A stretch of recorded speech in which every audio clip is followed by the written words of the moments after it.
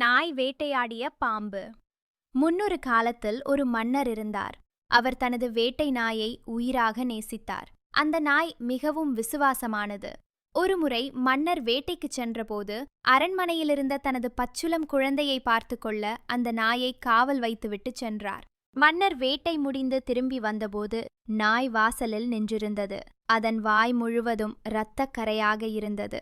இதை பார்த்த மன்னர் அதிர்ச்சியில் உறைந்தார். யாரோ சொன்னார்களே, இந்த நாய் ஒரு நாள் மிருகமாக மாறும் என்று. நான் கேள்விப்பட்டது உண்மைதான் போலிருக்கிறது.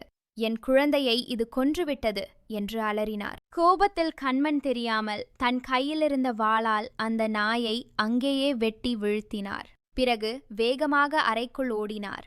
அங்கே அவர் கண்ட காட்சி அவரை நிலைகுலைய வைத்தது. குழந்தை தொட்டிலில் நிம்மதியாக உறங்கிக் கொண்டிருந்தது. ஆனால் தொட்டிலுக்கு கீழே ஒரு பெரிய பாம்பு துண்டு துண்டாக வெட்டப்பட்டு கிடந்தது. அப்போதுதான் மன்னருக்கு உண்மை புரிந்தது. அந்த நாய் குழந்தையை காப்பாற்ற பாம்புடன் போராடி அதை கொன்றிருக்கிறது. அந்த இரத்தம்தான் நாயின் வாயிலிருந்திருக்கிறது. யாரோ சொன்ன ஒரு வீணான பேச்சை மனதில் வைத்துக்கொண்டு தான் பார்த்ததை சரியாக ஆராயாமல் ஒரு விசுவாசமான உயிரை கொன்றுவிட்டோமே என்று மன்னர் கதறி அழுதார். இந்த கதையில் மன்னர் 2 தவறுகளை செய்தார்.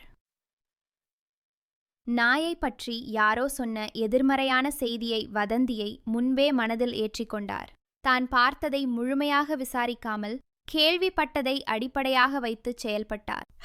நாம் ஒரு செய்தியை கேட்டவுடன் அதை அப்படியே நம்பி செயல்படும்போது அது மற்றவர்களுக்கு பெரிய தீங்கை விளைவிக்கும்.